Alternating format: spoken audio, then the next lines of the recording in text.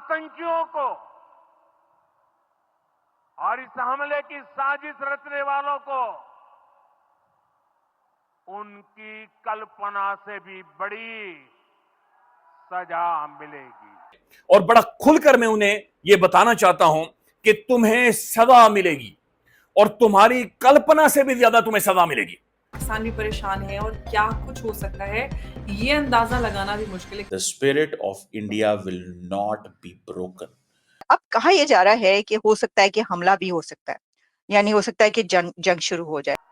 I say to the whole world, India will identify, track and punish every terrorist.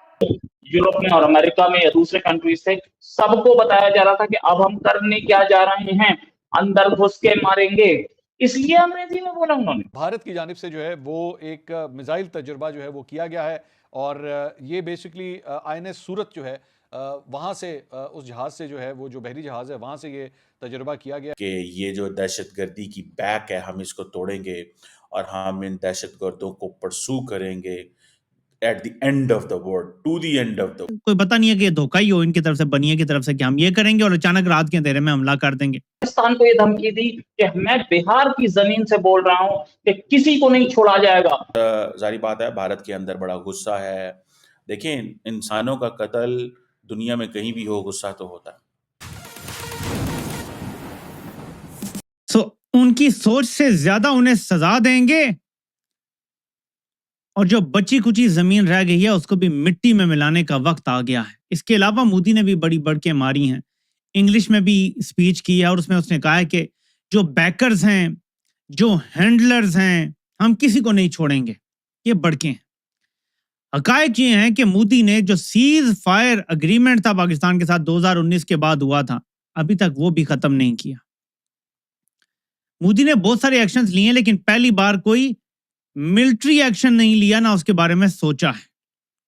वजह समझते हैं क्या है?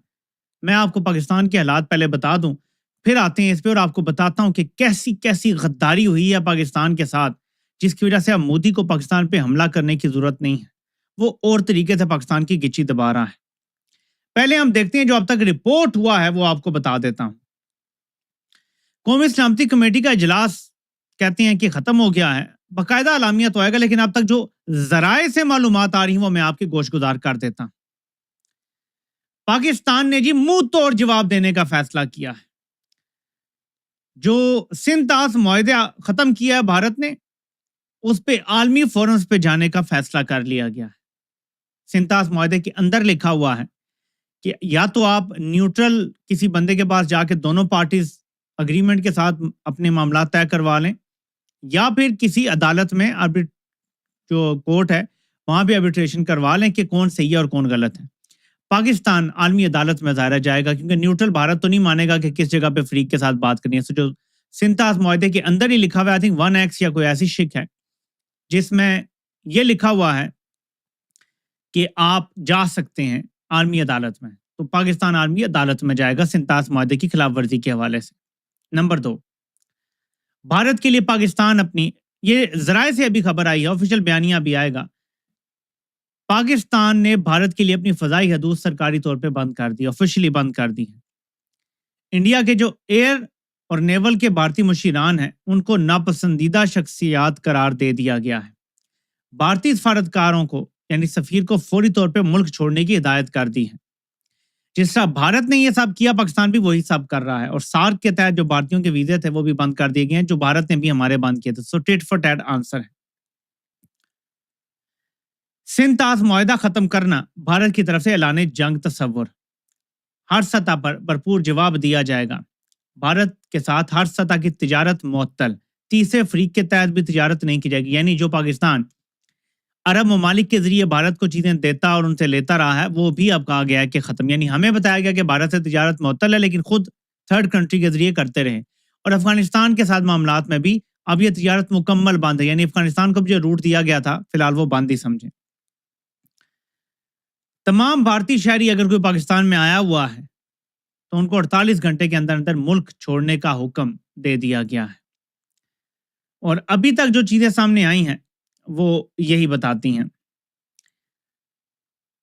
इसमें फर्दर लिखा हुआ है कि बल्कि मैं आपको ज्यादा क्या बताऊं, जो जराए से चीजें अभी अलामिया आ जाएगा, लेकिन मोटा मोटा ये है कि जो कुछ भारत ने किया हमने वो कर दिया। जो भारत ने किया है सवाए सिंतास मुआहदे के हमें किसी चीज से कोई फर्क नहीं पड़ता।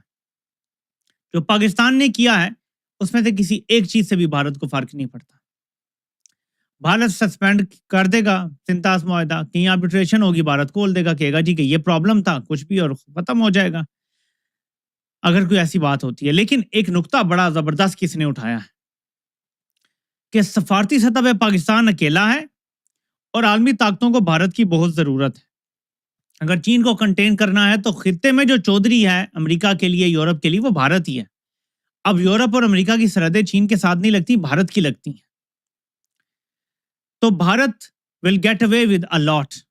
और ये जो सिंतास मुआहदे को वो मुअत्तल कर रहा है, इसमें वैसे तो उनको बड़ा नुकसान हो सकता था, बड़ा हर्जाना पाकिस्तान उन पर दायर कर सकता था, क्योंकि ये तो जंगी जुर्म है। आप लोगों का पानी नहीं बंद कर सकते, हालत जंग में भी नहीं बंद कर सकते। लेकिन Bharat will get away with it, बज़ाहिर ऐसा लग रहा है, क्योंकि भारत को शायद अमेरिका, यूरोप की तरफ से कहा गया है कि अभी फौरी तौर पे पाकिस्तान के खिलाफ कोई मिलिट्री एक्शन ना लो, क्योंकि अभी हमें जरूरत है और ये हुकूमत भी हमारे लिए बड़ी फ्रेंडली है। मेरे ख्याल में भारत भी यही समझता है कि ये हुकूमत हमारे लिए बड़ी फ्रेंडली है, तो मिलिट्री ऑपरेशन तो नहीं होगा। एंड देन सबसे बढ़ के ये है कि ये उन्होंने पैगाम दिया है इंग्लिश के अंदर। इंग्लिश के अंदर जो है वो पैगाम दिया गया है, that is very important. Narendra Modi, आपको पता है, अमूमन हिंदी में बात करते हैं, लेकिन उन्होंने ये जो बात की है ये इंग्लिश में की है। उन्होंने कहा जी कि हम हर दहशतगर्द को पनिश करेंगे, हम दहशतगर्दों को परसू करेंगे to the end of the earth, हम इनकी कमर तोड़ेंगे। जय हिंद दोस्तों, आपका फास्ट नॉलेज फैक्ट में स्वागत है। प्रधानमंत्री नरेंद्र मोदी गुरुवार को बिहार दौरे पर पहुंचे। यहां पीएम मोदी ने मधुबनी में राष्ट्रीय पंचायती राज दिवस कार्यक्रम में अपने संबोधन से पहले जम्मू कश्मीर के पहलगाम में हुए आतंकी हमले पर जान गंवाने वाले लोगों को श्रद्धांजलि दी। इसके बाद उन्होंने अपना भाषण शुरू किया। उन्होंने कहा कि हमारा दुख कश्मीर से कन्याकुमारी तक एक जैसा है। यह हमला सिर्फ निहत्थे पर्यटकों पर नहीं हुआ है। उन्होंने जब पहलगाम पर बोलना शुरू किया तो उन्होंने कहा कि देश के दुश्मनों ने भारत की आत्मा पर हमला करने का दुस्साहस किया है। यह हमला करने वाले और इसकी साजिश रचने वाले पाकिस्तान को उनकी कल्पना से भी बड़ी सजा मिलेगी। अब आतंकियों की बची खुची जमीन को भी मिट्टी में मिलाने का समय आ गया है। इसके अलावा भारत सरकार ने पाकिस्तान पर काफी बड़े एक्शन ले ही चुके हैं और कई सारी चीजों पर अहम फैसले को रद्द करने की बात की गई है। यहाँ तक कि इंडस रिवर को भी सस्पेंड कर दिया गया है। इसके अलावा भारत ने अभी सभी नेताओं के साथ मीटिंग शुरू की है, जिसमें पाकिस्तान पर और कड़े एक्शन लिए जा सकते हैं।